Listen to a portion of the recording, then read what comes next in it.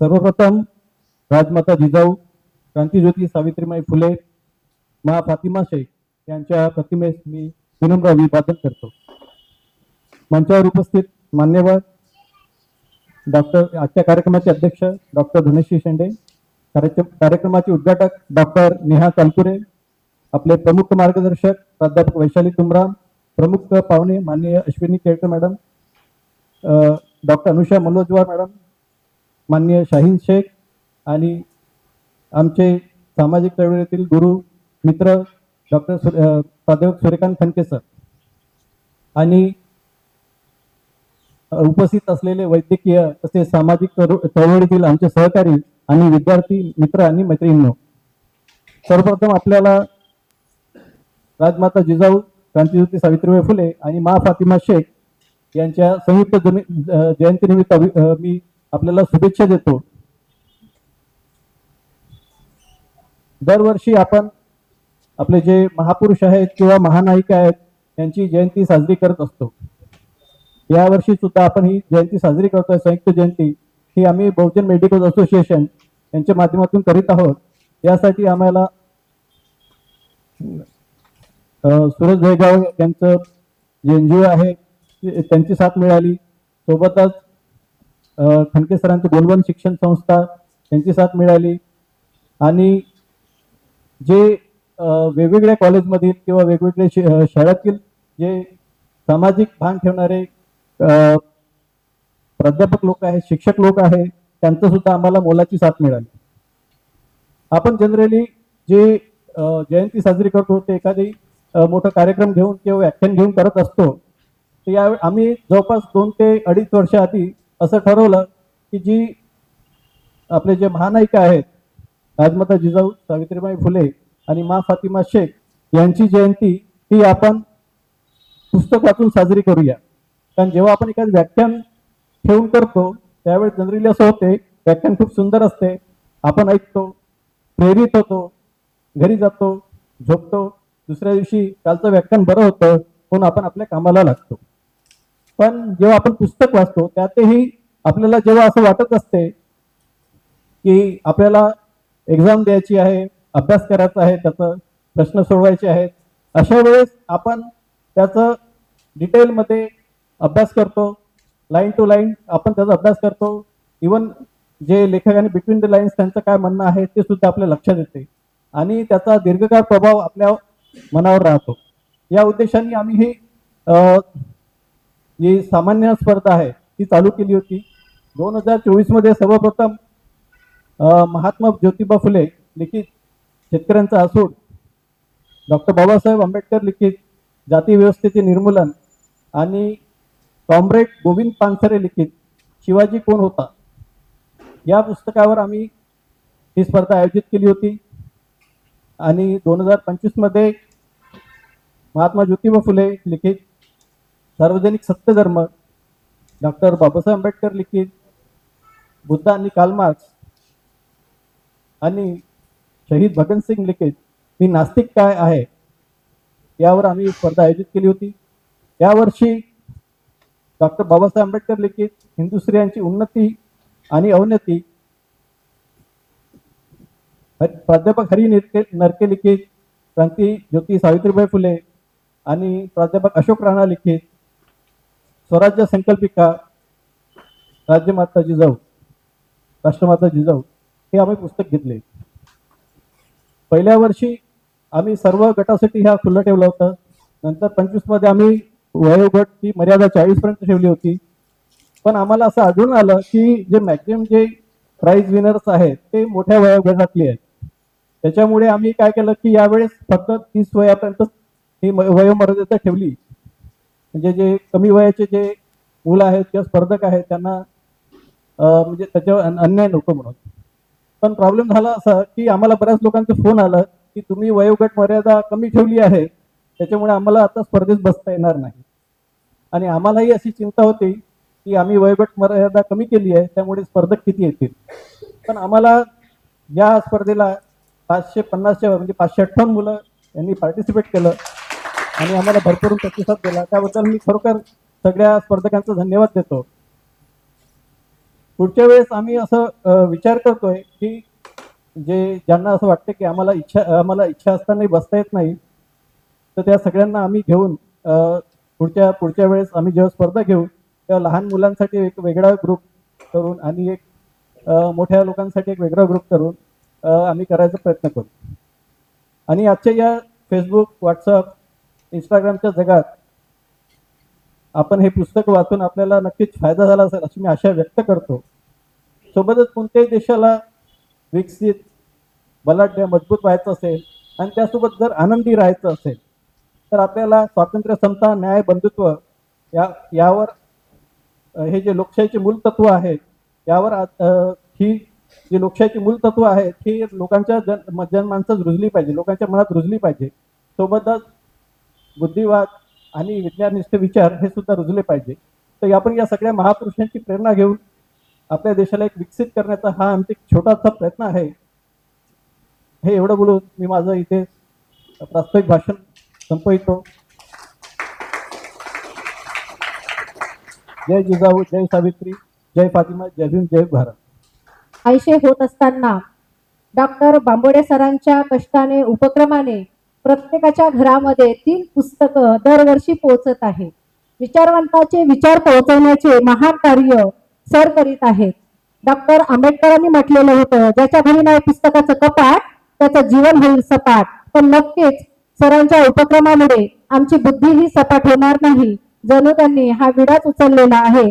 सरांनी आपल्या प्रास्ताविकेतून खूप सुंदर असं मार्गदर्शन तथा प्रास्ताविक केलेलं आहे. धन्यवाद सर. त्यानंतर मनमिळावू व अभ्यासू व्यक्तिमत्व असणाऱ्या डॉक्टर चालकुरे मॅडम उद्घाटनपर भाषण करतील अशी मी विनंती करते. सर्वांना माझा श्रद्धांजली.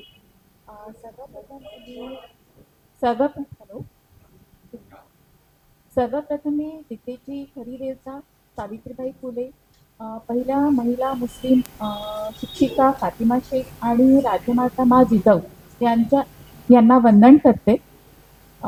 या महान विभूतींच्या जयंतीचा समारोह आज इथे साजरा करतो आहे आणि या कार्यक्रमात उपस्थित मंचावर सर्व मान्यवर आणि उपस्थित बंधू भगिनींनो आणि विद्यार्थ्यांना तुमचे मी स्वागत करते.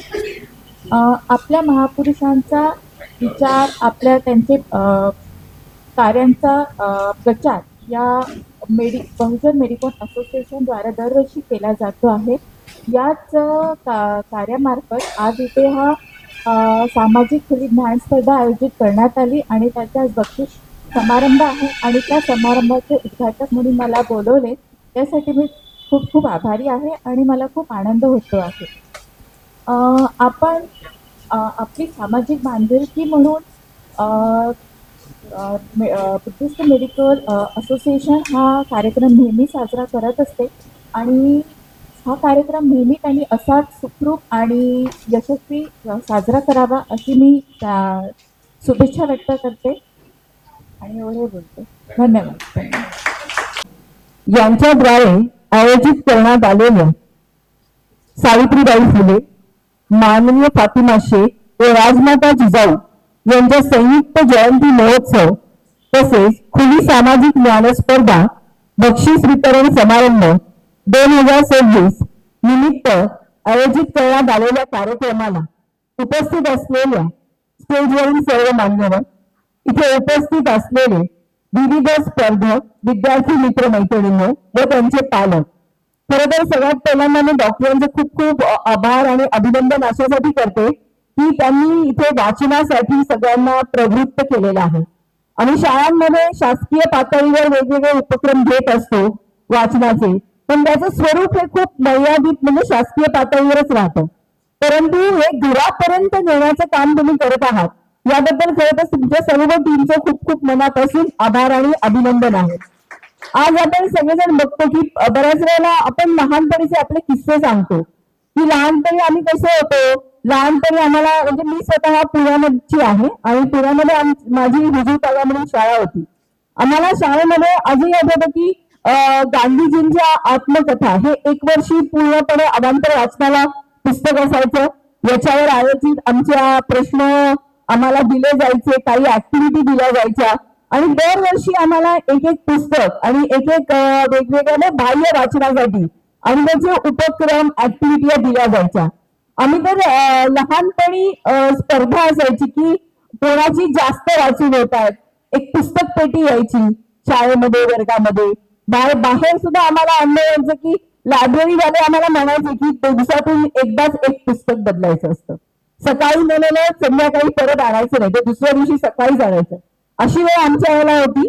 पण कदाचित नशिबान होतो की तेव्हा मोबाईल येते काही नव्हतं, त्यामुळे हे एकच साधन होतं. परंतु आजच्या काळात आपल्याला परत त्याच्याकडे वळवायचं आहे मुलांना, तर फक्त शाळेपुरतंच याचं मर्यादित न राहता समाजातून सुद्धा असे विविध उपक्रम आयोजित केले गेले पाहिजेत. आणि इथे उपस्थित असलेल्या माझ्या सगळ्या विद्यार्थी मित्रमैत्रिणींना मला हेच सांगायचंय, आम्ही आज या MPSCच्या वर्ग 1च्या पदावर असतो. मी स्वतःच्या माझ्या अनुभवावरून सांगते की शाळेत असताना मला माहित नव्हतं की अशा विज्ञान स्पर्धा म्हणजे आपण ज्या म्हणतो जनरल नॉलेज स्पर्धा, अशा तेव्हा एवढं चार्ज नव्हतं त्या काळामध्ये, किंवा त्याच्यापासून आम्ही अनभिज्ञ होतो. इव्हन 4थी 7वी स्कॉलरशिप असायच्या, या स्कॉलरशिपच्या परीक्षांना सुद्धा वर्गातले पहिले 10 नंबर जे टॉप 10 असे असायचे त्यात असायचो. आम्ही कधीच नव्हतो, मी कायम बॅकबेंचवर राहिलेली आहे शाळेत सगळ्यात. तर मला पुस्तक वाचायचं प्रचंड वेळ होतं. मी आता स्वतःच किस्सा सांगितलं की लायब्ररीयन मला सांगायचे की एकदाच दिवसातून पुस्तक बदलायचं असतं, सकाळी नेलं की दुसऱ्या दिवशी सकाळी यायचं, संध्याकाळी घेऊन यायचं नाही. याचा परिणाम असा झाला की जेव्हा मी स्पर्धा परीक्षांच्या तयारीला लागले तेव्हा माझ्या म्हणजे खूप मला हार्डवर्क करावं लागलं नाही. स्पर्धा परीक्षांचा अभ्यास किंवा आपण जे म्हणतो की पायासाठी जनरल नॉलेज किंवा हे स्पर्धा, याच्यातून आम्ही असं चौकटीतले कधीच तयार झालो नाही. आमच्या विचारांचा आवाका पुस्तकांमध्ये चौफेर असा होता. त्यामुळे वेगळी अशी खूप मेहनत आम्हाला करावी लागली नाही. मी स्वतः तर तेव्हा शाळेमध्ये शिक्षिका होते आणि मी शिक्षिका असताना नोकरी करत करत या स्पर्धा परीक्षा सहजरित्या पास झालेली आहे. त्यामुळे मला एवढंच सांगायचे की स्पर्धा परीक्षांची तयारी म्हणून जनरल नॉलेज असं बघायचं नाही, तर आपल्याला आपल्या विचारांची कक्षा जी आहे ती लोकल टू ग्लोबल न्यायची. आज आपल्या परिसरामध्ये आपण काय शिकत आहोत आणि जग कुठे चाललेलं आहे, आपल्याला ती दरी जी आहे ती पूर्णपणे पार पडायची, म्हणून आपण जनरल नॉलेज घ्यायचं आहे. कोणत्याही मला स्पर्धेचं टार्गेट अचीव्ह करायचंय असा विचार तुम्ही करू नका. त्या विचारांचं तुम्हाला ताण येईल आणि तुम्ही मर्यादित घोडे जसे धावतात तसे व्हाल. आपल्याला जसं घोड्यासारखं पळायचं नाहीये मर्यादित. आपल्याला विचाराची क्षमता वाढवायची आहे, विचारांची चौफेर दिशेने विचार करण्याची ताकद वाढवायची आहे, म्हणून तुम्ही ज्ञान द्यावं अशी माझी सगळ्यांना एक विनंती आहे. आणि विद्यार्थ्यांनी पण त्याच विचाराने लिहायचं की मला माझ्या आयुष्यात लोकल टू ग्लोबल जायचंय. आणि हे जाताना सर्व विद्यार्थ्यांनी असा विचार करायचा की माझ्यामध्ये 5C डेव्हलप झाले पाहिजे. 5C कुठले डेव्हलप झाले पाहिजे? आपल्याला आज जगात बघितलं तर जगामध्ये सगळ्यात आपण बघतो की जे एज्युकेशन जे चांगलं आहे ते एज्युकेशन चांगलं असलेल्या देशांमध्ये सगळ्यात महत्वाचं म्हणजे 5C वर तिथले विद्यार्थी तयार झालेले असतात. हे 5C जे आहेत ते पालकही आहेत. त्यामुळे मला सांगावं असं वाटतं, आणि थोडी शिक्षिका पण मी राहिली माझ्या आयुष्यात, त्यामुळे बोलायची संधी मिळाली की जास्त बोलते. हा पण माझा स्वभाव आहे, पण मी कमी बोलणार आहे. 5C मध्ये सगळ्यात पहिल्यांदा आपल्यामध्ये कम्युनिकेशन स्किल सगळ्यात चांगलं तयार झालं पाहिजे. आपल्याला आंतरराष्ट्रीय दर्जाचे विद्यार्थी बनायचंय. तुम्हाला सगळ्या पालकांना वाटतच असतं, प्रत्येक पालकाची इच्छा असते की माझा मुलगा हा त्या दर्जाचा बनावा. यासाठी सगळ्यात महत्वाचं म्हणजे आपल्यामध्ये कम्युनिकेशन स्किल हा पहिला सगळ्यात महत्वाचा सी आहे की ज्याच्यासाठी तुम्ही म्हणजे सगळ्यांनी प्रयत्न केले पाहिजेत. कम्युनिकेशन मध्ये आज जगाची भाषा इंग्लिश आहे, ही भाषा म्हणून जेवढी डेव्हलप व्हायला पाहिजे त्याचसोबत मला एक इंटरनॅशनल लँग्वेजचे सुद्धा मी विचार केला पाहिजे. बऱ्याच वेळेला आपण मातृभाषेत शिक्षण चांगलं झालं तर इतर भाषेत चांगलं जाऊ शकतो.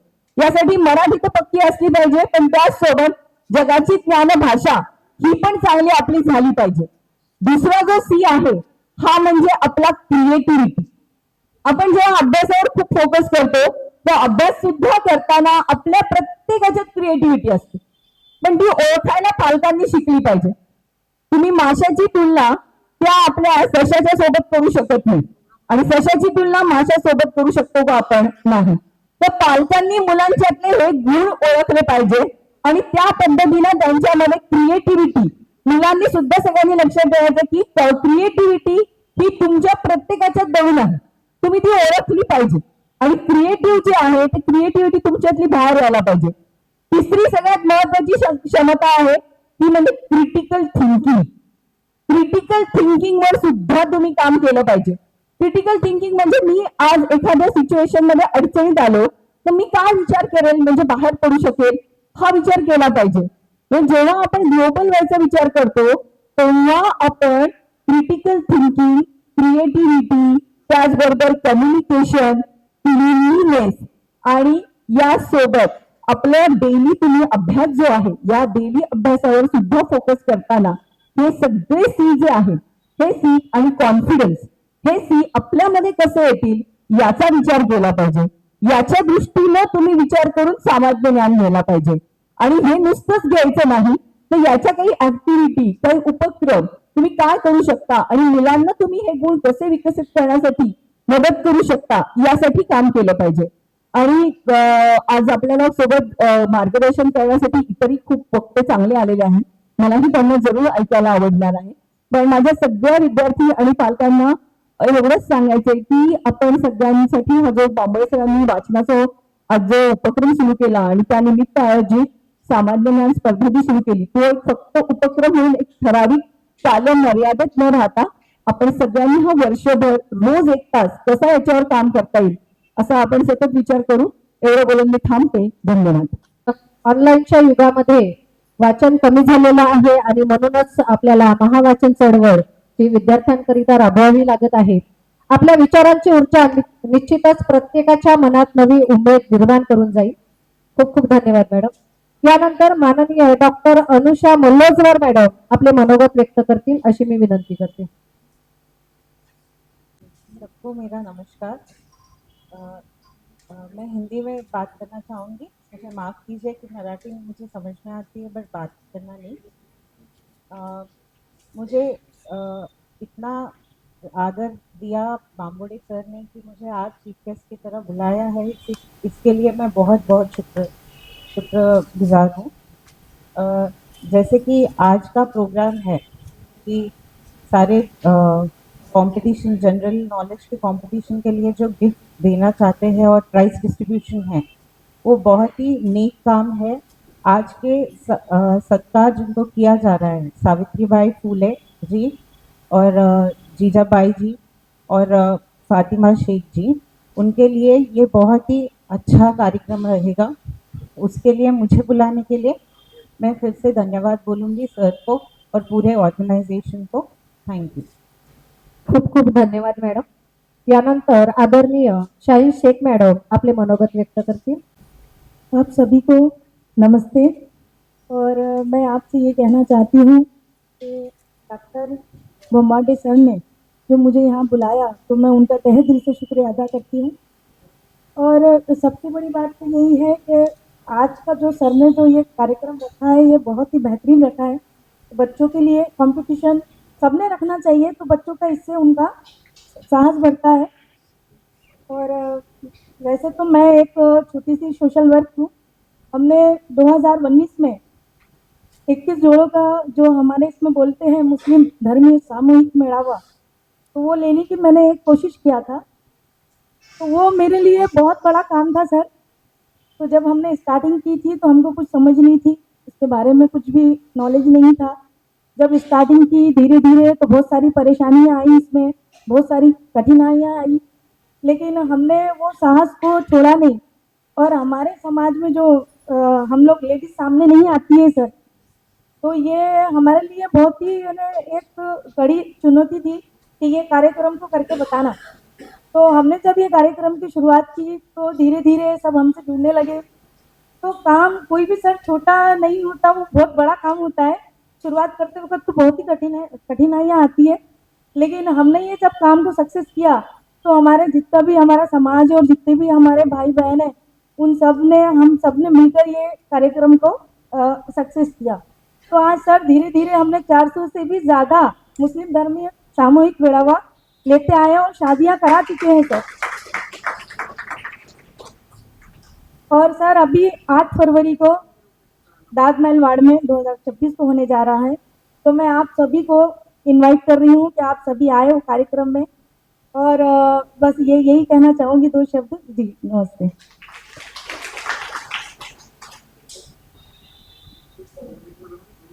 चराचरात वास करणारी गुरुदेव शक्ती, माझ्या हृदयात वास करणारे माझे वंदनीय आई बाबा, वंदनीय सद्गुरू आणि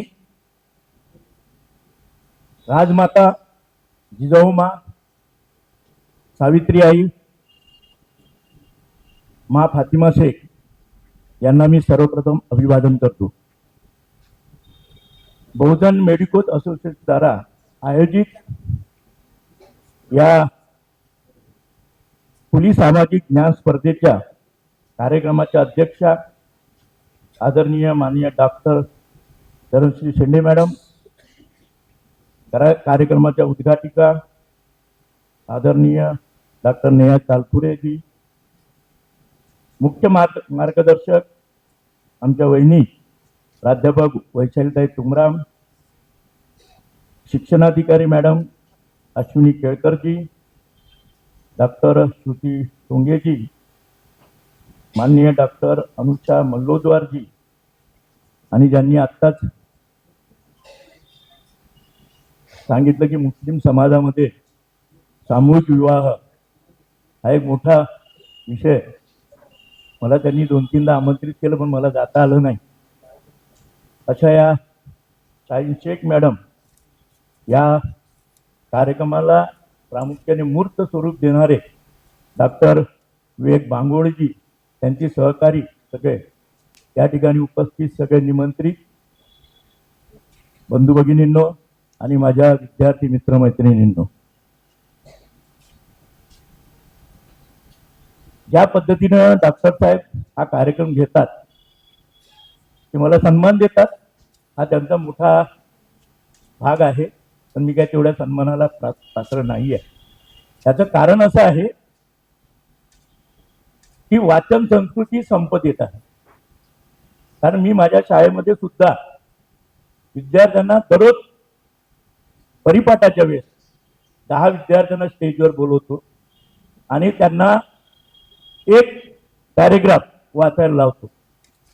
शाळेमध्ये सुद्धा 100 विद्यार्थी बसेल एवढं ग्रंथालय आहे आणि प्रत्येक वर्गाला एक पिरियड दिलेला आहे की प्रत्येक वर्ग हा दररोज ग्रंथालयात जाऊन कुठलं तरी वाचन केलं पाहिजे. त्यांनी कुठलंही पुस्तक, त्या ठिकाणी गोष्टींच्या पुस्तकापासून तर मोठ्या मोठ्या लेखकांच्या पुस्तकापर्यंत प्रत्येक खूप मोठं ग्रंथालय आम्ही त्या ठिकाणी तयार केलं.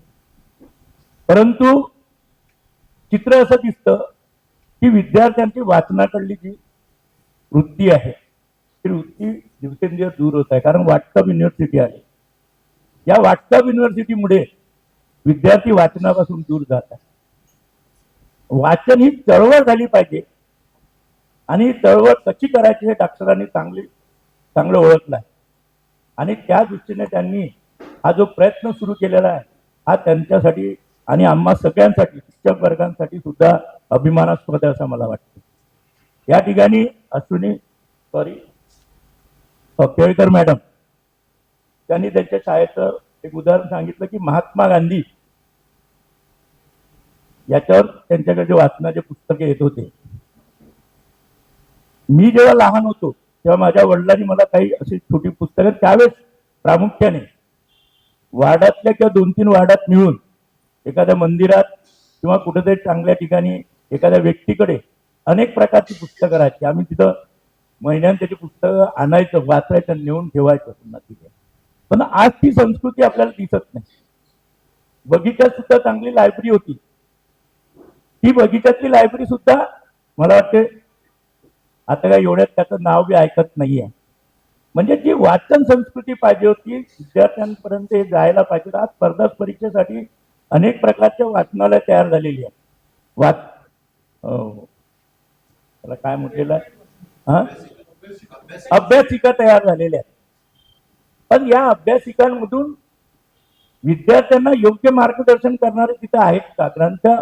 ग्रंथालयाची ट्रेनिंग घेतलेलं. आता शाळेमध्ये ग्रंथालय नाहीये. माझ्या शाळेला 43 वर्ष होता पण अजूनही आम्हाला ग्रंथपाल दिलेला नाही. जर त्या ठिकाणी ग्रंथपाल नसेल, ग्रंथालयाचं त्याला नॉलेज तो नसेल तर विद्यार्थ्यांना ज्या गोष्टीची आवश्यकता आहे ते पुस्तक योग्य रीतीने त्याला मिळायला पाहिजे, मिळत नाही. म्हणजे अतिशय महत्वाचा भाग आहे हा. आणि हा भाग डॉक्टरांनी यावेळेस ज्या 3 महिलांची पुस्तकं विद्यार्थ्यांनी दिली, विद्यार्थ्यांनी ते वाचलीत आणि त्याच्यावर विद्यार्थ्यांनी प्रश्न लिहिलीत. मला डॉक्टरांचा फोन आला की तुझ्या शाळेचा विद्यार्थी पहिला आलेला आहे.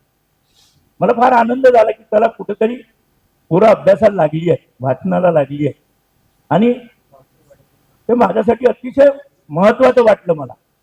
मी सुद्धा माझ्या शाळेमध्ये कुठल्या उपक्रमामध्ये बुके वगैरे देत नाही, तर आता डॉक्टरांनी सगळ्यांना पुस्तकं दिली आणि संविधानाची प्रास्ताविका दिली. आपण कुठल्या ना कुठल्या प्रकारे अशा प्रकारची चळवळ सुरू केली पाहिजे. बुके देऊन ते बुके काही कामाचे नसतात, कुठेतरी ते पुस्तकं दिल्या गेली पाहिजे. कमीत कमी त्याची प्रस्तावना तर वाचतील ना नेणारा माणूस, त्याच्यातून त्याला बऱ्याचशा गोष्टी माहीत होऊ शकतात. वाचनाची चळवळ सुरू झाली पाहिजे. आणि मॅडमनी बोलताना या ठिकाणी सांगितलं की डॉक्टर साहेब जेव्हापासून हे सगळे कार्यक्रम घेत आहेत तेव्हा प्रत्येक वेळेस 3 पुस्तकं प्रत्येकाच्या घरी जातात. म्हणजे त्याच्या घरी त्या 3 पुस्तकं जमा होतात. कधी त्याला आठवण आली तो वाचू शकतो. त्यामुळे अतिशय चांगली चळवळ, या सगळ्या चळवळीला आपण सगळे पाठिंबा देऊया. आणि डॉक्टरांचे जे विचार आहेत ते अतिशय चांगले विचार आहेत. त्यांनी ज्या व्यक्तींची या ठिकाणी पुस्तकं डॉक्टर बाबासाहेब आंबेडकरांच्या याच्या वेळेस आपण वाचन दिन घेत असतो. आमच्या शाळेमध्ये सुट्टी असते तरी आम्ही विद्यार्थ्यांना बोलावून त्या दिवशी वाचन विद्यार्थ्यांकडून करून घेतो. बरेचसे विद्यार्थी आहेत, काही नाही आहेत, परंतु ज्यांच्यामुळे आवड आहे त्यांना आपण प्रोत्साहित करता, याबद्दल मी तुम्हाला धन्यवाद देतो. आणि आपण या ठिकाणी मला बोलावलं, माझा आदर केला, मला व्यासपीठावर बसवलं, त्याबद्दल मी आपल्या असोसिएशनचा आभारी राहील. इथेच माझ्या शब्दांना विराम देतो. धन्यवाद. खूप खूप धन्यवाद सर. खंते सर, आपलं कार्य सर्वांना ज्ञातच आहे. उत्कृष्ट मार्गदर्शन केल्याबद्दल खूप खूप धन्यवाद. थोडी सूचना आहे. कार नंबर 3519 तथा कार नंबर 2685 नो पार्किंग मध्ये आहे, ती थोडी बाजूला करा. यानंतर आपले कान, सर्वांचे कान ज्या गोष्टीसाठी आतुर झालेले आहे, ऐकायचं आहे आपल्याला. स्पर्धा परीक्षेला आत्मविश्वासाने व निर्धास्तपणे आमच्या विद्यार्थ्यांना सामोरे जाता यावे याकरिता मार्गदर्शन करण्याकरिता आमंत्रित करते चिकित्सक व अभ्यासू व्यक्तिमत्व असणाऱ्या प्राध्यापिका वैशाली तुमराम मॅडम यांना. सावित्रीमाई, माता जिजाऊ मास आहे आणि माँ फातिमा, या तिन्ही मातांना माझा शतशः प्रणाम. वैचारिक मंचावर बसलेले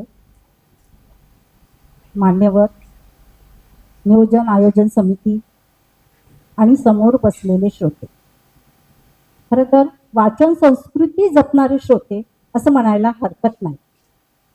कारण मंचावर, वैचारिक मंचावर आणि समोर बसलेले श्रोते वैचारिकरित्या इतकं प्रगल्भ आहे की मी काय मार्गदर्शन करायचं, इथे आल्यावर मला हाच मोठा प्रश्न पडलेला आहे. तरी पण जो काही मला विषय दिलेला आहे की तिन्ही मातांबद्दल आपल्याला बोलायचं आहे, तर मी जास्त वेळ न घेता आपण थेट त्या मातांचा आदर करूया आणि त्यांचे जे काही थोडेफार विचार आहेत, जे मी सांगू इच्छिते, विचार भरपूर आहेत, पण वेळ आणि जो काही माझा आवाका आहे त्यानुसार मी सांगण्याचा प्रयत्न करते. खरं तर राजे महाराजांचा इतिहास असतो असं आपल्याला वाटते, पण नाही. इतिहास हा आईचा सुद्धा असतो, इतिहास हा धाडशी स्त्रीचा सुद्धा असतो आणि इतिहास हा शिक्षिकेचा सुद्धा असतो. या तिन्ही मातेमुळे आपल्याला बघायला मिळते. सर्वप्रथम आपण त्या आईकडे जाऊया. त्या आहेत जिजाऊ मास आहेत. मी जिजाऊ ब्रिगेडची प्रवक्ता आहे. आमचे अध्यक्ष इथे बसले आहेत आणि आम्ही हा 3 जानेवारी ते 12 जानेवारी दशरात्र उत्सव म्हणून नेहमी साजरा करीत असतो.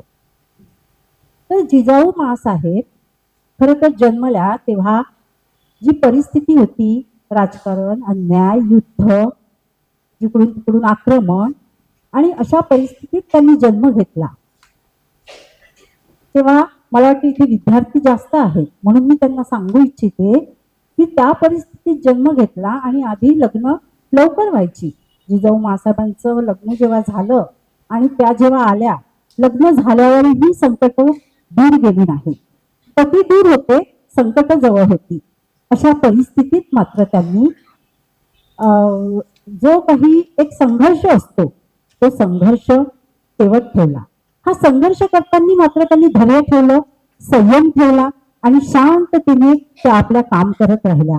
शिवाजी महाराजांना संस्कार देत राहिल्या आणि त्या संस्कारांमधूनच जी काही संकट ती पार करत राहिली आणि त्या संस्कार देता देता जो इतिहास घडला त्यालाच आपण छत्रपती शिवाजी महाराज असं म्हणतो. हा इतिहास त्यांनी समोर ठेवण्यासाठी अपार कष्ट घेतली आणि खरं तर तेव्हा स्त्रीने बाहेर पडणं किंवा स्त्रीने कोणते काम करणं, स्त्रीने आपले विचार सुद्धा मांडणं त्याला पाप समजलं जायचं. पण त्यांनी सिद्ध करून दाखवलं तर आई हीच त्या आपल्या मुलाची पहिली गुरु आहे. बघा मातांनो, इथे सर्व माता आहेत. ती परिस्थिती कशी असो पण आई ही त्या आपल्या मुलाची पहिली गुरु आहे हे त्यांनी सिद्ध करून दाखवलं आणि त्या काळातही जे काही स्त्रीला स्थान हवे होते ते त्यांनी दाखवून दिलं. आज काही समाजाला जो काही स्वराज्य मिळालेलं आहे, न्यायप्रिय एक नेतृत्व मिळालेलं आहे, एक समाजकारण मिळालेलं आहे, त्याची पायाभरणी जी काही आहे ती जिजाऊ मासाहेबांनी केलेली आपण बघत असतो. जिजाऊ मासाहेबांनी त्यांनी आपल्या विचारांच्या रूपात आपल्याला न्यायप्रिय राजा दिला. त्यांनी फक्त शिवाजी महाराजांना युद्धाचे धडे शिकवले नाही किंवा जी काही आक्रमणं आली ती आपल्याला परतून लावायची आहे हे फक्त शिकवलेलं नाही, तर सर्वात पहिले हातात तलवार देण्याच्या आधी त्यांनी त्यांना न्याय शिकवला. कारण हातात तलवार राहील आणि न्याय डोक्यात नाही राहणार तर तिचा उपयोग हा बरोबर होणार नाही. आणि योग्य उपयोगासाठी, योग्य विचारांसाठी सर्वप्रथम जिजाऊ मातांनी त्यांना शिवाजी महाराजांना न्याय शिकवला. खरं तर जिजाऊ मासाहेब या फक्त शिवाजी महाराजांच्या आई होत्या, तर त्या एक स्वप्न पाहणारी स्त्री होती. स्वप्न पाहणे फक्त स्वप्न पाहणारी स्त्री नव्हती, तर त्या स्वप्नांना मूल्यांची जोड होती. धैर्याचे संस्कार त्यांच्यामध्ये होते आणि म्हणूनच एक स्वराज्य स्थापन करणारे महाराजांची निर्मिती ती करू शकले. एक न्याय मनात ठेवून स्वतःचा संसार सतत संकटात असताना सुद्धा न्यायप्रिय जपणे हे त्यांनी शिकवलं ते आपल्या मुलाला आणि घडवलं. जिजाऊंनी मुलाच्या मनात जे काही संस्कार टाकले ते अतिशय संयमाने टाकलेले आहेत. कुठेही आक्रस्ताळेपणा नाही, आपण पांडवपणा नाही आणि कुठलाही एक घाई नाही, गडबड नाही. आणि या संयमाने शिवाजी महाराजांचा जन्म झाला. शिवाजी महाराजांचा जन्म म्हणजे ते महाराज झाले असं म्हणायला हरकत नाही.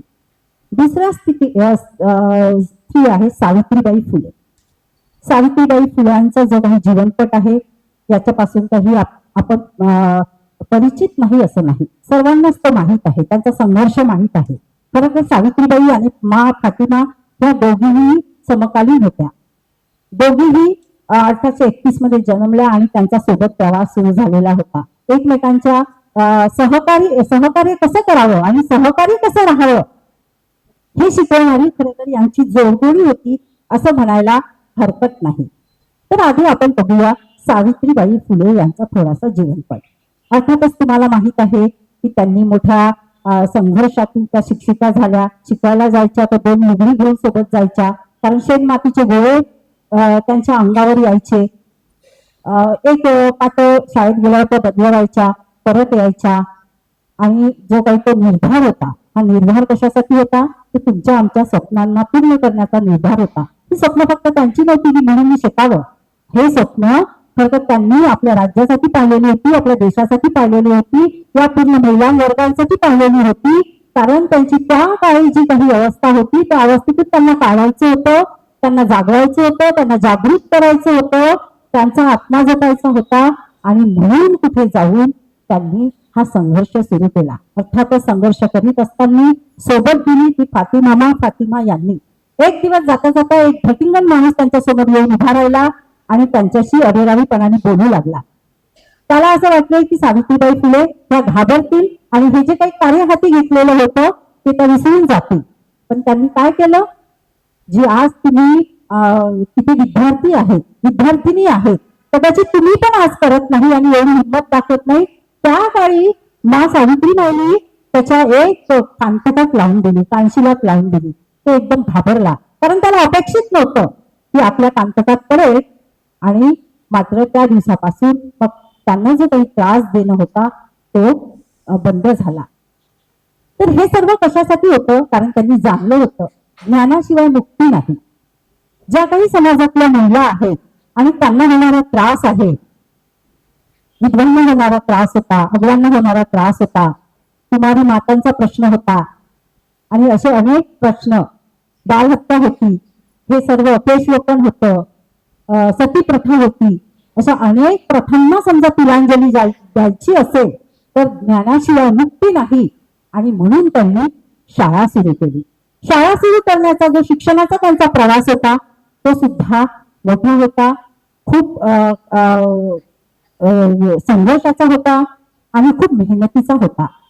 शेतावर जायच्या, शेताच्या मधल्या सिटीमध्ये त्या शिक्षण घ्यायच्या, त्या मातीवर त्या अक्षर शिकायच्या आणि त्यांना सोबत करणाऱ्या ज्योतिबा फुलेंच्या मावसबाई सगुणाबाई क्षीरसागर या त्यांना मदत करायच्या. दोघांनी ते शिक्षण घेतलं आणि त्याच्यातून त्या शिक्षिका होण्याचा प्रयत्न केला. फातिमा शेख ह्या सांभाळून घेतली. म्हणजे केवढा मोठा हा विश्वास त्यांनी त्यांच्यावर टाकलेला होता. मग आता आपण काय म्हणू, सहकारी असावी तर कशी, मा फातिमा शेख सारखी. सहकार्य करावे तर कसे, मा फातिमा शेख सारखी.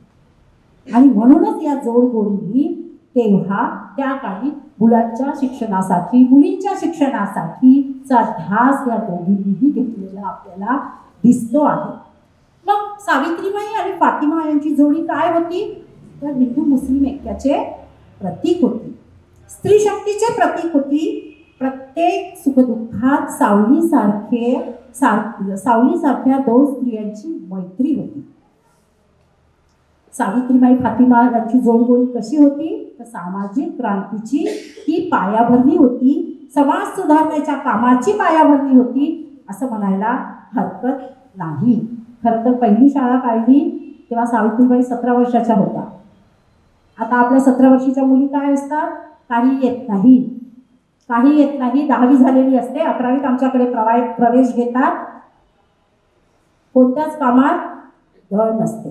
पण तेव्हा तुम्ही विचार करा, 17 वर्षाच्या मुलींनी किती मोठा विचार केलेला असेल, किती मोठा विचार केलेला असेल, किती प्रगल्भता त्यांच्याकडे असेल. ही प्रगल्भता आज त्याच प्रगल्भतेमुळे, त्या प्रेरणेमुळे आज आपण इथे पोहोचलेलो आहोत, इथपर्यंत पोहोचलेलो आहोत असं म्हणायला हरकत नाही. मग या तिन्ही ज्या काही माता आहेत, जिजाऊ माँसाहेब, सावित्रीबाई आणि मा फातिमा शेख, यांनी आपल्याला काय शिकवलं, तर आपल्याला त्यांनी विचार करायला शिकवलं. त्यांनी आपल्याला प्रेरणा दिली, विचारांची प्रेरणा दिली, संकटात खचायचं नाही ही प्रेरणा दिली, अन्यायाविरुद्ध उभं राहायचं ही प्रेरणा दिली, ज्ञान दिले, संस्कार दिले, समता दिली. आणि यांना धरून पुढे जायचं, मग ती कितीही कठीण परिस्थिती असली तरी विचार पक्का, काम पक्के करायचे, ही मुलींना त्यांनी त्यावेळेस शिकवण दिली. फक्त शिक्षण दिलेलं नाही, तर हे धैर्य त्यांनी आपल्याला आपल्या मनात रुजवलेलं आहे. खरं तर इतिहासाच्या पानात ह्या तिघीही आपण वाचतो, पण त्या इतिहासापुरती बंदिस्त राहाव्या असं आम्हाला कुणालाच वाटत नाही. तर त्या प्रत्येकीच्या मनात रुजाव्या, प्रत्येक स्त्रीच्या मनात या माता रुजाव्यात असं आम्हाला वाटत असते. आणि म्हणून आजच्या मुली ज्या काही आहेत त्यांना त्यांचे विचार त्यांच्यापर्यंत पोहोचवावे. खरं वाचन संस्कृतीचा जो लय झालेला आहे तो खूप मोठा ऱ्हास आहे, खूप मोठा ऱ्हास आहे. म्हणजे आजची तर तरुण पिढी याच्यापासून खूपच अलिप्त होत चाललेली आहे. याचं कारण एकच आहे, तो म्हणजे मोबाईल. मोबाईल हातात आला आणि पुस्तक आपोआप गळून पडलं. खरं तर मोबाईलमध्ये वाचू शकत नाही का? वाचू शकतो, पण आपण मोबाईलमध्ये वाचत नाही, आपण मोबाईलमध्ये बघतो. जे जे आपल्याला दिसतं ते आपण बघत असतो, मग ते काही का असेना. म्हणून ही वाचन संस्कृती रुजवण्यासाठी जे आयोजक आहेत त्यांनी तुमच्यापर्यंत पोहोचण्याचा एक खूप मोठं काम, एक खूप मोठा प्रयत्न केलेला आहे. खरं तर त्यांचं काम फार कौतुकास्पद आहे, कारण ते सुद्धा ध्येयावर आपल्या ठाम आहे. तुम्हाला परत एक तुमच्या कामाची गोष्ट सांगू इच्छिते. तुम्हाला या गोष्टी माहीत असतात नवीन पिढीला, म्हणून गुगल डुडल असते. त्यांनी 9 जानेवारी जो फातिमा शेख यांचा जन्मदिवस असतो 2022 मध्ये, त्यांना गुगल डुडल दिलेलं होतं जेव्हा त्यांची 191वी जयंती होती. तर हा सलाम खरं तर फार आपल्या भारतासाठी एक मोठा सलाम गुगलचा मानायला हरकत नाही. खरं तर ह्या तिन्ही मातांचा संगम हा त्रिवेणी संगम आहे.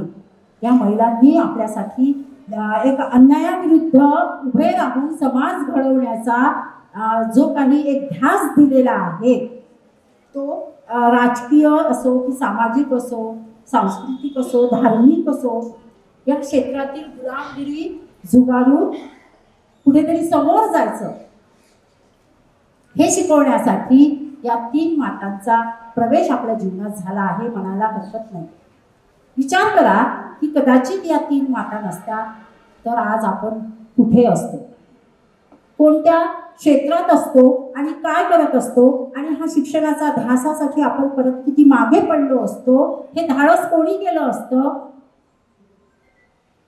त्या चळवळी वांझोट्या तर नसत्या झाल्या ना. ज्या आपल्या महिलांच्या शिक्षणासाठी ज्या चळवळी उभ्या राहिल्या, या 3 माता नसता कदाचित त्या वांझोट्या झाल्या असत्या. या 3 मातांनी कोणतं काम केलं तर या समाजाच्या छाताळावर बसून थैथयाट केला. समाजाच्या छाताळावर म्हणजे वाईट विचार, वाईट प्रभाव, वाईट संस्कृती, वाईट प्रथा.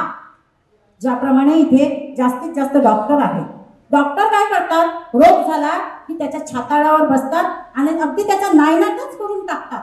त्याला एवढासा त्या रोगाचा अंश सुद्धा तुमच्या बॉडीमध्ये ठेवत नाही. अगदी या 3 मातांनी जो समाजाला हा रोग लागलेला होता, त्या रोगावर त्यांनी थैथयाट केला. त्यांच्या छाताळावर बसून त्या वाईट प्रथा आहेत, त्या वाईट चालीरीती आहेत, हा रोग त्यांनी नायनाट करण्याचा प्रयत्न केला. त्यासाठी त्या झटल्या, त्यासाठी त्यांनी कष्ट केले, त्यासाठी त्यांना भरपूर मोठ्या प्रमाणात त्रास सहन करावा लागला. जे कुटुंब आपण सुखकारक कुटुंबाचा उपभोग घेतो ते सुद्धा त्यांना कदाचित घेता आलेला नाही. आपण जगतो कशासाठी? साडी, माडी आणि गाडी. आज आपल्या जीवनाचे ध्येय काय आहे? साडी म्हणजे लग्न करणे, माडी म्हणजे घर बांधणे, आणि मग घरासमोर गाडी. हे करायलाच पाहिजे. मी असं म्हणणार नाही की हे वाईट आहे, हे चांगलं आहे, हे केलंच पाहिजे. कारण उपाशी पोटी विचार सुचत नाही, भरल्या पोटीच विचार झाले पाहिजे. प्रत्येकाचं पोट भरलं पाहिजे, तेव्हाच कुठे विचार हे रुजतील आणि एक चांगली एक संकल्पना उदयास येईल आणि सर्वजण त्या संकल्पनेत वाकून निघतील असं वाटते. म्हणून हा जो काही वारसा आहे, हा इतिहास आहे, हा आपण सर्वांनी जपला पाहिजे. एवढंच मला एक शिक्षिका म्हणून वाटते आहे कुठेतरी. आणि इथे आया पण आहेत, माता आहेत. मी त्यांना विनंती करीन की तुमचं बाळ समजा थोडं छोटं असेल, ते शाळेतून आल्यावर त्यांना खाऊ घाला, त्यांना थोडंसं पोटाशी घ्या. आणि त्यांना वाचता येत नाही, पण हे जे काही पुस्तक आहेत वैचारिक थोडेसे त्यांच्या बुद्धीला झेपतील अशा कथात्मक रूपामध्ये ते सादर करा, ते वाचन करा आणि त्यांना त्यांच्यापर्यंत पोहोचवण्याचा प्रयत्न करा. लहानपणीच हे बालपणी तुम्ही त्यांना दिले तर त्यांना खरंच इंटरेस्ट येतो. हे तुम्ही प्रयोग करून पहा, तुमच्या लक्षात येईल. माझी 2008 मध्ये पुस्तक बीसी होती. खरं तर त्या पुस्तक बीसी मध्ये बहुजन कोणीच नव्हतं, मी एकटीच एक होते, बाकी सर्व सुधारित होते. पण त्यांनी ती का बरं सुरू केली होती? कारण त्यांची तर वाचन संस्कृती मोठी आहे, तरी वाचायचं.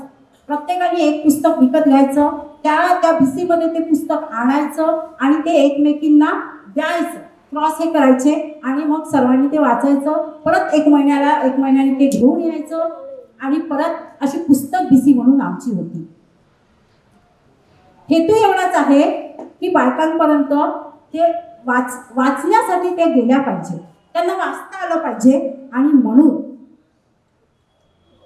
आज वाचन संपलेलं आहे आणि दैवा आणि प्रारब्धावर विश्वास ठेवणारे आपण जास्तीत जास्त या संगणकाच्या काळात, या ग्लोबलायझेशनमध्ये आपण दैवावर विश्वास ठेवणारे झालेलो आहोत. मी नव्या पिढीला असंच म्हणेल की तुमची पिढी परत आपल्याला, आपण जपान अमेरिकाच्या अजून मागेच आहोत. आपल्याला त्यांच्या समोर जायचं असेल तर विज्ञानावर आणि तर्कावर विश्वास ठेवा, जे सावित्रीबाई फुल्यांनी त्या काळीच सांगितलेलं होतं. तुम्ही तर त्यापासून अजून 195 वर्षासमोर आलेला आहात, या 195 वर्षासमोर आलेला आहात. आणि सावित्रीबाई फुलेंनी परत एक गोष्ट सांगितली, जो दैव आणि प्रारब्धावर विश्वास ठेवतो त्याला ते लोक आळशी असतात, भिकारी असतात आणि तो देश गुलामगिरीत वावरत असतो. परत आपल्याला गुलामगिरीकडे प्रवास करायचा नसेल, त्या वेदनेला परत आपल्याला फेस करायचं नसेल, की ही जी काही सावित्रीबाई फुल्यांनी, माझी जाऊनी संस्कार दिलेले आहेत आणि त्याला सोबत फातिमा शेखनी दिलेली आहे, तेच सहकार्य तुमच्याकडून अपेक्षित आहे. सरांनी जो इथे बांबोळे सरांनी आणि त्यांच्या इतर सहकार्यांनी जो इथे ध्यास घेतलेला आहे, तेच सहकार्य तुमच्याकडून अपेक्षित आहे. तुम्ही आज 200 असाल, तुम्ही आज 100 असाल, तुम्ही तुमच्या 2 मैत्रिणींना, मित्रांना सांगा, परत त्यांना जोडा. आणि मी तर म्हणेल वाचन, ते काही जी पुस्तकं आलेली आहेत या वयात खूप लक्षात राहतं, वाचलेलं छोट्या छोट्या गोष्टी पण लक्षात राहतात. आणि म्हणून त्या वाचल्या तर त्या तुम्ही आत्ता वाचल्या तर त्या तुम्हाला नेहमीसाठी लक्षात राहतील. समोर जाऊन तुम्ही सुद्धा या एका चळवळीचा भाग व्हाल. आज हा जो काही विचार आहे तो चळवळीत मध्ये आपल्याला कन्व्हर्ट करायचा आहे. किती वर्ष झाले सर या सामान्य स्पर्धेला? 3रं वर्ष आहे. तर आता सध्या तो विचार आहे आपल्याला, ते बाळ आता थोडंसं 3रं वर्ष म्हणजे चालायला लागलं आहे आणि आता त्यांची सामान्य ज्ञान स्पर्धा शाळेच्या ॲडमिशनसाठी तयार आहे. आपल्याला ही स्पर्धा दुडू धावण्यासाठी तयार करायची आहे. नंतर आपल्याला मोठ्या धावेने ती समोर न्यायची आहे. सर्वांनी त्याच्यात सहभाग घ्यायचा आहे आणि सर्वांचं त्यासाठी आपल्याला फातिमा शेखनी तन मन धनाने जे काही सहकार्य केलेलं होतं, स्वतःचं घर सुद्धा त्यांनी दिलेलं होतं, त्याच्या भावाने दिलेलं होतं, असं सहकार्य आपण सुद्धा त्यांना देऊया. हा आजच्या दिवशी मी एक संदेश देईन आणि एक असं म्हणेल की हा सह्याद्री अबाधित राखण्यासाठी या 3 मातांनी जे सहकार्य केलं, तेवढाच एक सहकार्य परत एका मातेने केलेलं आहे, त्या म्हणजे माता रमाबाई. हे जे काही संविधान आमच्या हातात दिलेलं आहे, की संविधानाची निर्मिती करण्यापर्यंतचा जो काही प्रवास होता डॉक्टर बाबासाहेब आंबेडकरांचा, त्यासाठी सुद्धा मा रमाबाईचं सहकार्य जे बाबासाहेब आंबेडकरांना लाभलेलं होतं, ते सहकार्य फार मोठं होतं. आणि खरं तर घरातल्या सहकार्य जे असं लागतं, आजूबाजूचं सहकार्य लागतं, तर त्याचं काय होतं? सावित्रीबाई सारखी शिक्षिका तयार होते. डॉक्टर बाबासाहेब आंबेडकरांसारखे जगविख्यात प्रख्यात संविधान निर्माते तयार होत असतात. आणि म्हणून मी परत एकदा म्हणेन, पुन्हा एकदा पेटू दे मशाली, पुन्हा एकदा पेटू दे मशाली विचारांच्या, पुन्हा एकदा पेटू दे, घडू दे माणसे ज्ञानाचे आचारांचे. आणि हे ज्ञानाचे आचारांची माणसं घडावी यासाठी ही तरुण पिढीला जो काही सरांनी एक मार्ग दिलेला आहे तो खरंच कौतुकास्पद आहे. एवढं बोलते मी, इथे थांबते. जय ज्योती, जय क्रांती, जय भीम, जय नारी शक्ती. आजची तरुण पिढी कुठे चाललेली आहे? वर्गामध्ये सुद्धा बसत नाही, कारण उन्हाचे चटके, पावसाचे झटके तोंडावर आदळत आहे. जिकडे तिकडे बुजगावणे फिरताय. शिक्षणाच्या नावाखाली असंस्काराचे बीज रानात उगवत आहे, म्हणजे रानामध्ये चाललेले आहेत. आणि म्हणून कुठेतरी ही खंत मॅडमने इथे व्यक्त केलेली आहे. या रणरागिणींचे कार्य आपण विसरत तर चाललो नाही ना? कारण आज तुम्ही बघत असाल की जयंती पुण्यतिथीला एक वेगळंच वळण प्राप्त झालेलं आहे. ते म्हणजे डीजेच्या तालावरती आमच्या तरुण पिढी जयंती उत्सव साजरा करू लागलेले आहे. पण या डीजेच्या तालावरती किंवा डीजेच्या आवाजामध्ये आमच्या विचारांचे, आमचे जे महान नेते आहेत, महान कार्य करणारे आहेत, जे रणरागिणी आहे, महामानव आहेत, यांचे विचार तर दाबले जात नाही ना? हा विचार कुठेतरी आपल्याला करायला हवा आणि हाच विचार करण्याकरिता असे उपक्रम राबविले जात आहे. खूप खूप धन्यवाद मॅडम. यानंतर आजच्या कार्यक्रमाच्या अध्यक्षा आदरणीय डॉक्टर धनश्री शेंडे मॅडम अध्यक्षीय भाषण करतील अशी मी त्यांना विनंती करते. मंचावर उपस्थित मान्यवर, या कार्यक्रमास उपस्थित असलेले पालकवर्ग, विद्यार्थी आणि माझे सहकारी या सर्वांना माझा प्रेम जय. क्रांतीच्या वाटेवर चालणाऱ्या माझ्या चंद्रपुरातील विद्यार्थी मित्र आणि मैत्रिणी, आजची ही संध्याकाळ केवळ मावळत्या सूर्याची साक्ष देणार नाही, तर ती आपल्या अंतःकरणात विचारांचा सूर्य उगवणारी एक ऐतिहासिक पर्वणी आहे.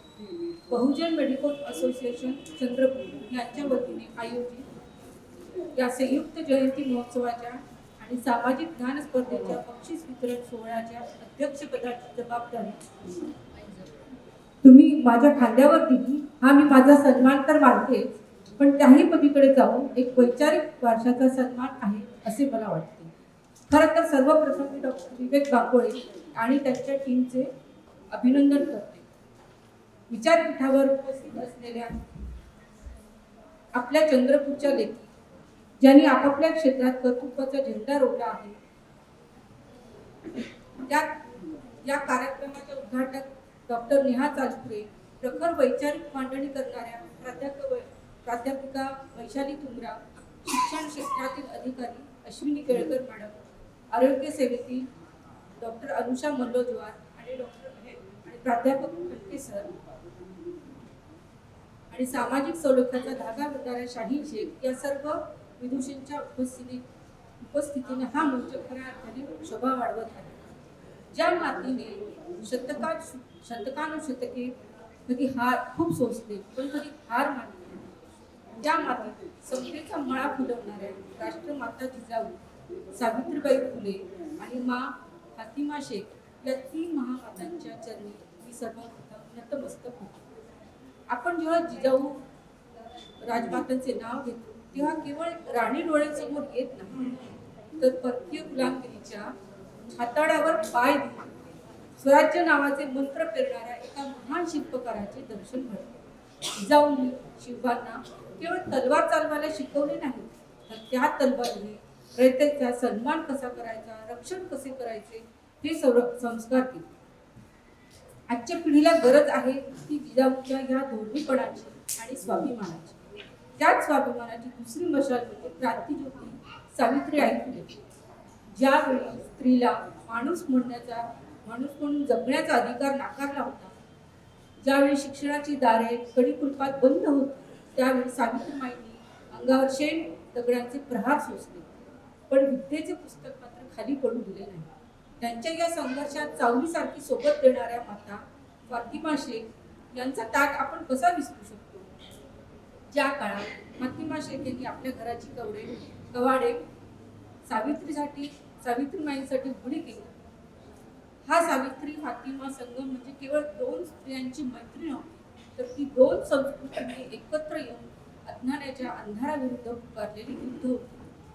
आज या सोहळ्यात सामाजिक ज्ञान स्पर्धेचा बक्षीस वितरण समारंभ माझ्या भाषणानंतर होईल, पण मला असे वाटते की ही स्पर्धा खऱ्या अर्थाने या महामातांना दिलेली सर्वात मोठी आदरांजली आहे. बहुजन मेडिकल असोसिएशनचे डॉक्टर विवेक बाकोळे आणि त्यांचे सहकारी केवळ डॉक्टरी पेशा न जपता समाजाचा वैचारिक कणा ताठ ठेवण्यासाठी त्यांची केलेली मेहनत ही कौतुकास्पद आहे. माणसाचे शरीर औषधाने बरे होते, पण माणसाचे मस्तक आणि समाज हा विचारांनीच उभा राहतो. आजच्या माहितीच्या महापुरात आपण फक्त माहितगार होत चाललो आहोत, पण ज्ञानी होत आहोत का, हा प्रश्न स्वतःला विचारण्याची गरज आहे. सोशल मीडियाच्या या महाजालात आज या स्पर्धेच्या निमित्ताने महापुरुषांचे मूळ ग्रंथ वाचले गेले, इतिहास समजून घेतला गेला. हीच आपल्या भविष्याची जमेची बाजू आहे. बक्षीस मिळालेल्या विजेत्यांचे अभिनंदन करताना मला एवढेच सांगायचे आहे की तुमच्या हातात असलेली ही सन्मानचिन्हे म्हणजे तुमच्या जबाबदारीची पावती आहे. आता तुम्हाला तुमच्या ज्ञानाचा प्रकाश तुमच्या घराघरात आणि गल्लोगल्लीत पोहोचवायचा. मित्रांनो, आजचा हा काळ विचारांचा आणि संभ्रमाचा आहे. अशा वेळी जिजाऊंचा न्याय, सावित्री आईची जिद्द आणि फातिमा शेख यांची निष्ठा हीच आपली दिशादर्शक यंत्रे आहेत. आपण केवळ घोषणा देऊन महापुरुषांना चौकटीत बंदिस्त करू नये. सावित्रीच्या लेकीने आता केवळ शिकून नोकरी करायची नाही, तर सावित्रीच्या लेकीने आता केवळ शिकून नोकरी करायची नाही, तर व्यवस्थेतील अन्याय दूर करण्यासाठी, लेखणी आणि कृती करण्यासाठी सज्ज व्हायचं आहे.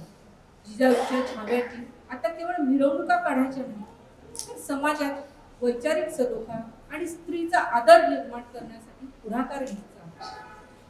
विचारज्योत फाउंडेशन, गोंडवाना शिक्षण प्रसारक मंडळ आणि स्तंभ मीडिया फाउंडेशन यांच्यासारख्या सहयोगी संस्थांनी एकत्र येऊन लावलेला हा ज्ञानाचा दिवा असाच तेवत राहिला पाहिजे. समारोप करताना एवढेच म्हणेन की ज्यांच्या हातात मनगटात जिजाऊचे बळ, डोळ्यात सावित्रीमाईचे स्वप्न आणि हृदयात फातिमा शेख यांची माणुसकी आहे, त्यांना जगातील कोणतीही शक्ती रोखू शकणार नाही.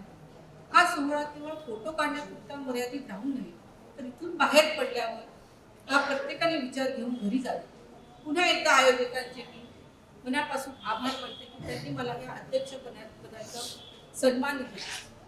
जय जिजाऊ, जय सावित्री, जय फातिमा, जय भारत आणि जय भीम. खूप खूप धन्यवाद मॅडम.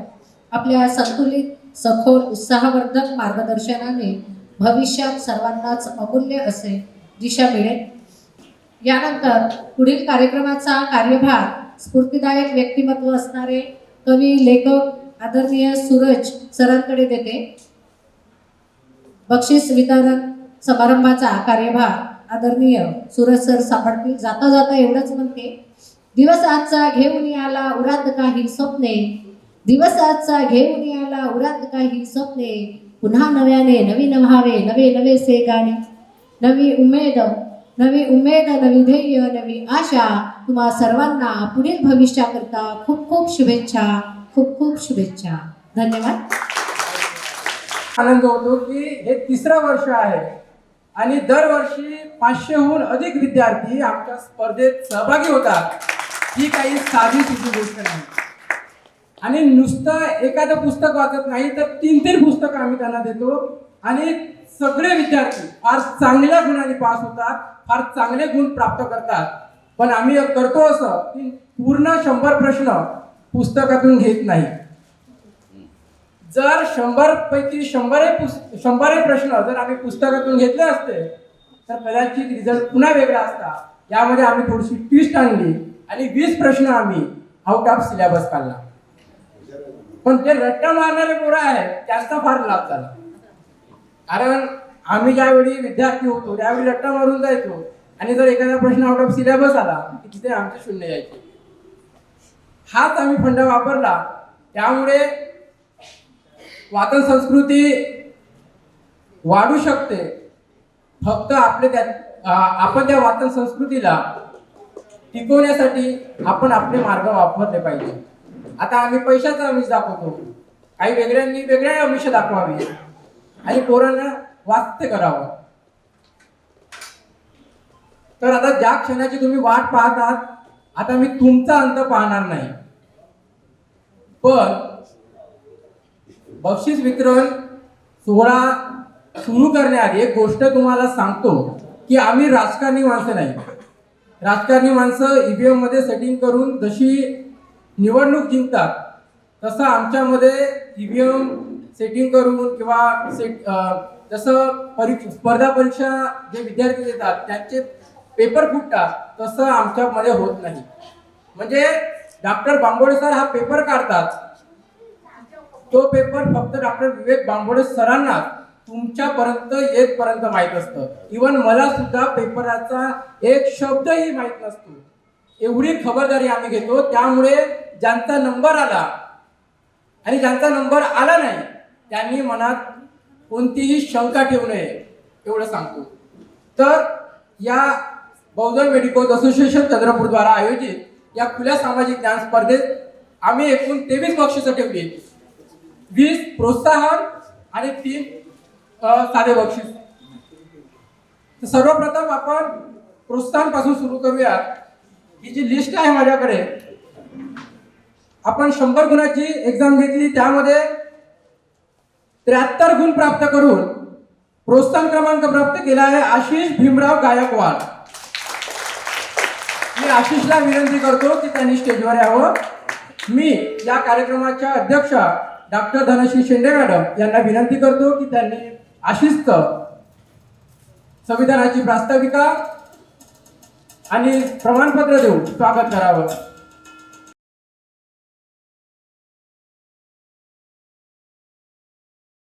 हलवणे 73 गुण. मी अमिषाला विनंती करतो की ती विचारपीठावर यावी. अभिनव मनोज दुर्गे. अभिनव मनोज दुर्गे. अभिनव नाही. यानंतर गोविंद नागनाथ मुंडे. गोविंद नागनाथ मुंडे याला 76 गुण प्राप्त झाले. मी आदरणीय खडके सर यांना विनंती करतो की त्यांनी गोविंदचं प्रमाणपत्र देऊन स्वागत करावं. यानंतर लावण्या मेश्राम 77 गुण प्राप्त झाले. मी लावण्याला विनंती करतो की ती स्टेजवर यावी.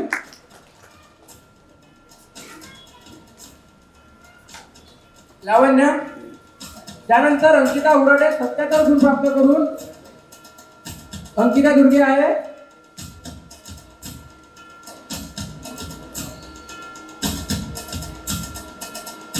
मी आदरणीय तात्पुरे मॅडम यांना विनंती करतो की त्यांनी तिचं प्रमाणपत्र देऊन स्वागत करावं. त्यानंतर करण विष्णू माऊलीकर. अंकिता उराडे तिला मी आमंत्रित करतो की आदरणीय काही शेख मॅडम यांनी अंकिताचं स्वागत करावं.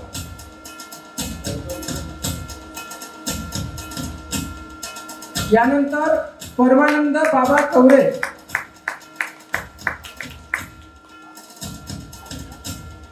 परमानंदचं स्वागत आदरणीय मनोजर मॅडम करतील असं मी त्यांना विनंती करतो. यानंतर 79 गुण प्राप्त करून प्रोत्साहन क्रमांक प्राप्त केलेली स्पर्धक आहे शीतल गुरुदास बसारकर. मी शीतलला विनंती करतो की तिने विचारपीठावर यावं.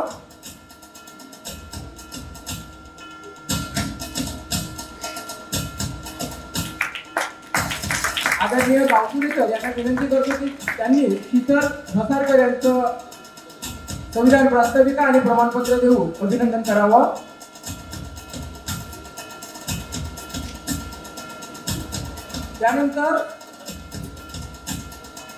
त्यानंतर 80 गुण प्राप्त करून तिने प्रोत्साहन क्रमांक प्राप्त केला. परमानंदचं अभिनंदन. मी सुमेधा बाळूजी गोवर्धन हिला आमंत्रित करतो की तिने आपला सन्मान घेण्यासाठी विचारपीठावर यावं. मी आदरणीय अनिकेत तात्पुरे सर यांना विनंती करतो की त्यांनी सुमेधाचं संविधान प्रस्तावना प्रमाणपत्र देऊन अभिनंदन करावं. सुमेधाला 80 गुण प्राप्त झाले. त्यानंतर हर्षदा पिंगे तिने तयार असावं.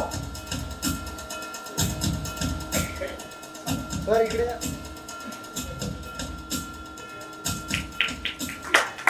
हर्षदा पिंगे. त्यानंतर सचिन भाऊराव पिदुरकर.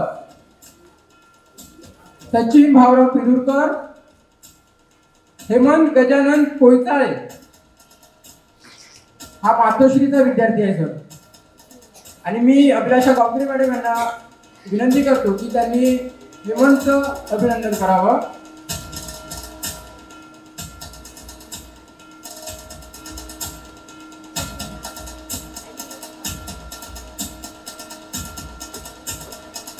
त्यानंतर 83 गुण.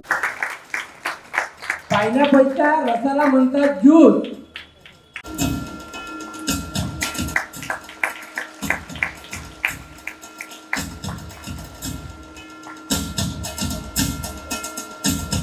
त्यानंतर मी छकुली बालाजी कोटरंगे हिला विनंती करतो तिने विचारपीठावर यावी. श्रेयाने 84 गुण प्राप्त श्रेयाने छकुली आहे ना? छकुलीने 85 गुण प्राप्त केले. मी आदरणीय भूषण रगडाळे सर यांना विनंती करतो की त्यांनी श्रेयाचं अभिनंदन करावं.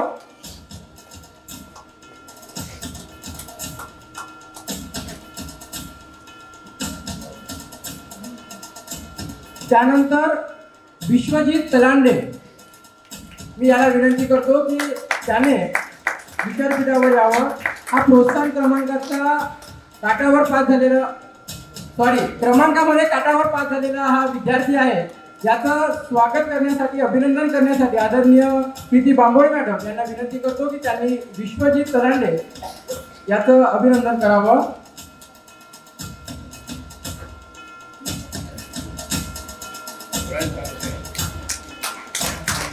शाळेचा आवाज कमी होतोय.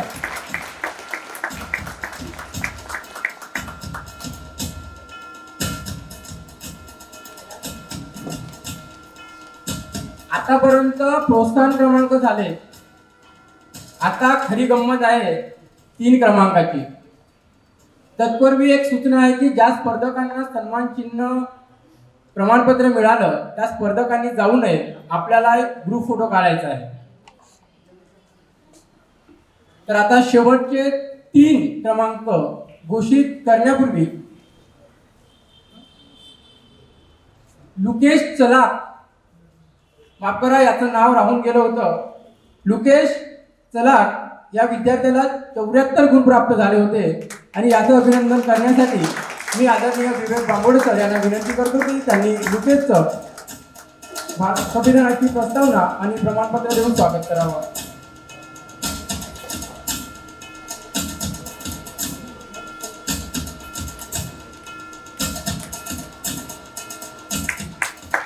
पेड़ पौधों को शोभा आती है हरी भरी डालियों से, पेड़ पौधों को शोभा आती है हरी भरी डालियों से और प्रोग्राम का रौनक आती है जोश भरी तालियों से, जोश भरी तालियों से.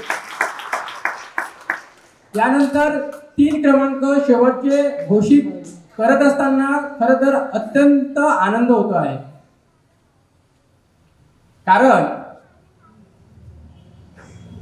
मागच्या 2 स्पर्धेत ज्या मुलीने प्रोत्साहन क्रमांक प्राप्त केला ती आज मुलगी 3ऱ्या क्रमांकावर आहे. आणि खरी गंमत असे 2 स्पर्धक आहेत की त्यांना समान गुण आहेत. म्हणजे 3रा क्रमांक टाय झाला. तरीही 5,000 बक्षीस होतं. आम्ही 2,500 करणार नाही. तुम्हाला 5,000 मिळतील. आणि हा निर्णय डॉक्टर प्रीती बांबोळे मॅडम यांनी घेतला होता. त्याबद्दल खरं तर बांबोळे मॅडम यांचं अभिनंदन करावं. तर 3रा क्रमांक प्राप्त केलेली विद्यार्थिनी आहे 2 आहेत आणि त्यांना 88 गुण प्राप्त झाले. सुरक्षा पाळू गोवर्धन आणि ग्रीष्मा मंगेश गेडा या दोन्ही स्पर्धकांना विनंती करतो की त्यांनी विद्यापीठावर यावे आणि आपला सन्मान घ्यावा. खरं तर फार कमी म्हणजे पहिल्या आणि 2ऱ्या क्रमांकामध्ये फक्त 2-3 गुणाचा फरक होता. सुरक्षा आणि ग्रीष्मा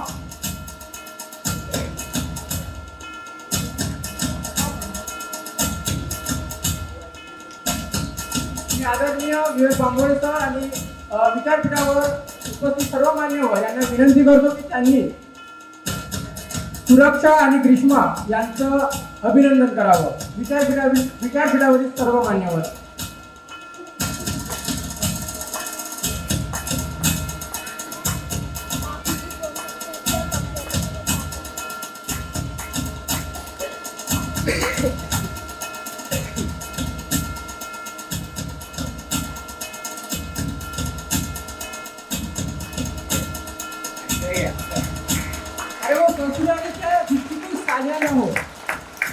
अरे वो ससुरालीच्या दृष्टीतून साल्या ना हो, वो प्रोग्रामिंगचा दृष्टीने साल्या ना हो.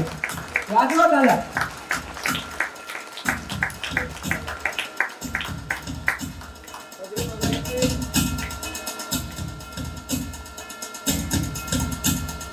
अभिनंदन विस्मरणीय आनंद होतो, कारण हा स्पर्धक सुद्धा गेल्या 2 वर्षापासून 4थ्या-5व्या क्रमांकावर होता.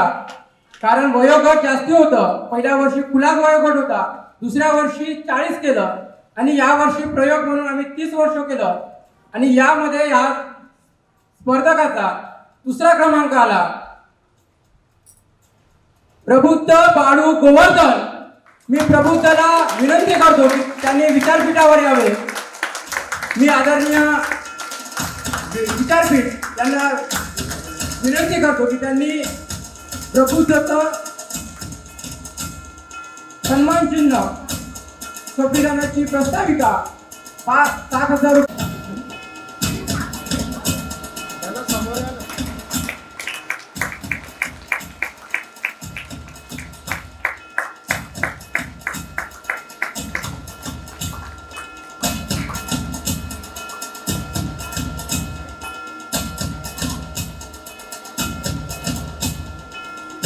महासंग्रामातील महाविजेत्याची घोषणा करत असताना मला पुन्हा आनंद होतो. कारण बरं मला सांगा मित्रांनो, कोण असेल या स्पर्धेचा प्रथम क्रमांकाचा विजेता? मुलगा मुलगी? तुम्ही वयोगटामध्ये नव्हते सर, त्यामुळे पेपर दिला. कोण असेल?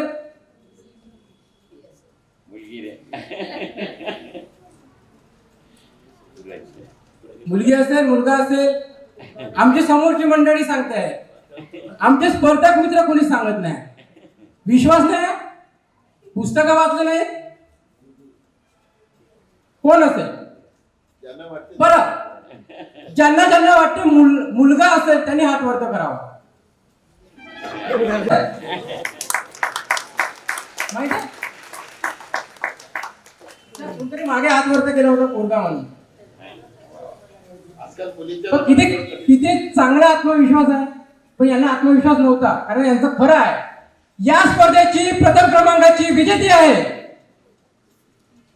नाव घेऊ, बहुजन मेडिकल असोसिएशन चंद्रपूर द्वारा आयोजित खुल्या सामाजिक ज्ञान स्पर्धेची प्रथम क्रमांकाची विजेती आहे आचल राजू नागदेवते. तिला 100 पैकी 91 गुण प्राप्त झाले. मी आचलला विनंती करतो की त्यांनी विचारपीठावर यावे. आम्ही या स्पर्धेच्या प्रथम क्रमांकाचं पारितोषिक घ्यावं. मी विचारपीठावर डॉक्टर ब्रह्मण सर, अंके सर, शिंदे मॅडम आणि सन्मान चिन्ह देऊन स्वागत करावं.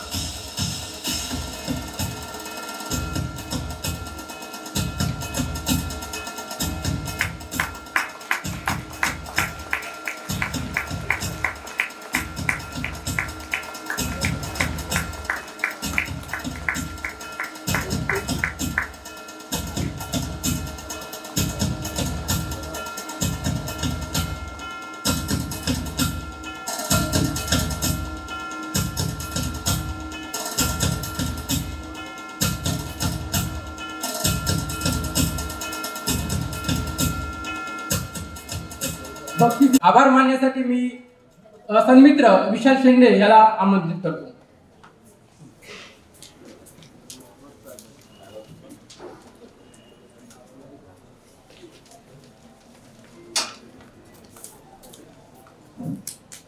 धन्यवाद. सुरुवात बहुजन मेडिकल असोसिएशन चंद्रपूर यांच्या मार्फत खुली सामाजिक ज्ञान स्पर्धा या स्पर्धेसाठी त्यांनी सहकार्य केलं असे आर्थिक सहकार्य करणारे माननीय doctor Ritesh Rane sir, doctor Anup Vasane sir, doctor Kapil Gedam sir, doctor Pravin Dongre sir, doctor Chetan Khutemate sir, doctor C Bambole madam, doctor Pankaj Ganvir sir, doctor Nikhil Tonge sir, doctor Ritesh Sondawale sir, doctor Swapnil Punekar sir, doctor Aniket Chalkure sir, doctor Vivek Ramteke sir, doctor Nandkishor Gedam sir, doctor Sumit Duryodhan sir, doctor Kashik Waghmare sir, doctor Lalit Tamgadge sir, doctor Sarita दुर्गे sir, doctor Raju Shende sir, doctor Rahul Nagrale sir, doctor Nitin Manwatkar sir, doctor Raju Katewar sir, doctor Samruddhi Wasnik madam, doctor Prashant Gajbe sir, doctor Vaibhav Kotsalwar sir, doctor Namrata Bengale madam, doctor Ranas Bengale madam,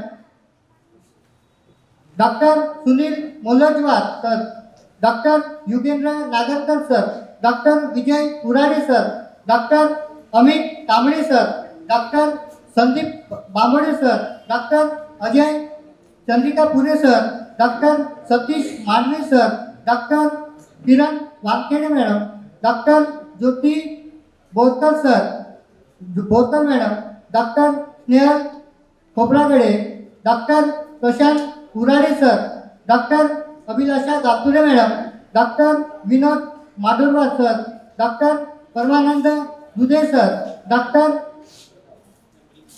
प्रज्ञाशील सहारे यांनी या बहुजन medical association या स्पर्धेसाठी आर्थिक सहकार्य केलं, त्याबद्दल त्यांचे मी मनापासून आभार मानतो. खरं तर आभाराचा शेवटचा टप्पा म्हणजे आभार प्रदर्शन करण्याची संधी दिल्याबद्दल धन्यवाद सूरज. आभाराचे भार कशाला, फुलांचे हार कशाला, आभारांचे भार कशाला, फुलांचे हार कशाला, एकमेकांच्या हृदयात राहू त्या हृदयाला दार कशाला, एकमेकांच्या हृदयात राहू त्या हृदयाला दार कशाला, अशी हृदयात असणारी माणसं आज इथे उपस्थित आहेत. खरं तर बहुजन मेडिकल असोसिएशन चंद्रपूर यांच्यातर्फे दरवर्षीप्रमाणे यावर्षीही हे 3रं वर्ष आहे आणि यावर्षीही कुणी जाऊ नका प्रमाणपत्र वितरित होणार आहे. सर्व विद्यार्थी स्पर्धकांना विनंती आहे की कुणीही जाऊ नको, सर्वांना बक्षीस मिळणार आहे, प्रमाणपत्र वाटप होईल. खरं तर क्रांतीज्योती सावित्रीबाई फुले, मा फातिमा शेख आणि राजमाता जिजाऊ यांच्या संयुक्त जयंतीनिमित्त भव्य खुली सामाजिक ज्ञान स्पर्धेचं आयोजन करण्यात आलेलं होतं आणि या स्पर्धेचं शेवटचा टप्पा म्हणजे बक्षीस वितरण आणि बक्षीस वितरण सुद्धा ते मोठ्या उत्साहात संपन्न झाला आणि या बक्षीस वितरण सोहळ्याला उपस्थित आजच्या कार्यक्रमाचे अध्यक्ष माननीय डॉक्टर धनश्री शेंडे मॅडम, स्त्रीरोग व प्रसूती तज्ञ चंद्रपूर यांनी अतिशय सुंदर असं अध्यक्षीय भाषण केलं आणि मार्गदर्शन केलं, त्याबद्दल मी त्यांचे मनपूर्वक आभार मानतो. तसेच आजच्या कार्यक्रमाचे उद्घाटक म्हणून लाभलेले माननीय doctor Sneha Chalkure madam, general physician Chandrapur यांनी सुद्धा चांगल्या पद्धतीने आम्हाला मार्गदर्शन केलं, त्याबद्दल मॅडमचे सुद्धा मी मनपूर्वक आभार मानतो. तसेच आजच्या कार्यक्रमाला माननीय सूर्यकांतजी खंके सर, गोंडवन शिक्षण प्रसारक मंडळ चंद्रपूरचे सचिव यांनी सुद्धा वेळेवर का होईना इथे उपस्थिती दर्शवली आणि खूप चांगल्या पद्धतीने मार्गदर्शन केलं, त्याबद्दल सरांचे सुद्धा मी मनपूर्वक आभार मानतो. तसेच आजच्या या कार्यक्रमाला प्रमुख मार्गदर्शिका म्हणून लाभलेले माननीय प्राध्यापक वैशाली तुमरा मॅडम, प्रवक्ता जिजाऊ ब्रिगेड चंद्रपूर यांनी सुद्धा अतिशय चांगल्या शैलीने मा जिजाऊ सावित्रीबाई फुले, माता रमाई, मा फातिमा यांच्यावर चांगल्या पद्धतीने प्रकाश टाकला आणि आम्हाला चांगलं मार्गदर्शन केलं, याबद्दल मॅडमचं सुद्धा मी मनपूर्वक आभार मानतो. त्यानंतर या कार्यक्रमाला लाभलेले माननीय अश्विनी केळकर मॅडम, शिक्षणाधिकारी प्राथमिक जिल्हा परिषद चंद्रपूर यांनी सुद्धा खूप चांगल्या पद्धतीने प्रभावी अशा शैलीमध्ये मार्गदर्शन केलं, त्याबद्दल मॅडमचे सुद्धा मी मनपूर्वक आभार मानतो. तसेच या कार्यक्रमाला प्रमुख पाहुणे म्हणून उपस्थित माननीय doctor Anusha Manojwar madam, pathology Chandrapur यांनी सुद्धा चांगल्या पद्धतीने मार्गदर्शन केलं, त्याबद्दल मी मॅडमचे सुद्धा मनपूर्वक आभार मानतो. त्यानंतर प्रमुख पाहुणे म्हणून लाभलेले माननीय शाहीन शेख मॅम, अध्यक्ष मुस्लिम धर्मीय सामूहिक विवाह संस्था यांनी सुद्धा उपस्थिती दर्शवली आणि मार्गदर्शन केलं, याबद्दल मॅडमचे सुद्धा मी मनपूर्वक आभार मानतो. तसेच या कार्यक्रमासाठी या स्पर्धेसाठी दरवर्षी आम्हाला सहकार्य करते. त्यांच्या मार्गदर्शनात हा स्पर्धा आयोजित होत असते. असे आमचे मार्गदर्शक माननीय डॉक्टर धीरज बावडे सर, मेंदूविकार व मानसिक रोग तज्ज्ञ यांनी सुद्धा इथे उपस्थिती दर्शवली आणि प्रास्ताविकेतून स्पर्धा कशा पद्धतीने झाली, स्पर्धेचं काय उद्दिष्ट आहे आणि कशा पद्धतीनं आम्ही राबवतो आणि महापुरुषांचे विचार युवकांपर्यंत कशा पद्धतीने पोहोचवता येईल यासाठी सर नेहमी धडपडत असतात आणि यासाठी ही स्पर्धा दरवर्षीप्रमाणे आयोजन करतो. आणि असं उत्कृष्ट असं स्पर्धेचं आयोजन करणारे आदरणीय डॉक्टर विवेक बांबोडे सर यांनी सुद्धा इथे उपस्थिती दर्शवली. त्याबद्दल मी त्यांचे सुद्धा मनपूर्वक आभार मानतो. तसेच आमचे मित्र सूरज दहागावकर यांनी सुद्धा या कार्यक्रमाच्या बक्षिसाचे वितरण चांगल्या पद्धतीनं सूत्रसंचालन केलं, त्याचे सुद्धा मी आभार मानतो.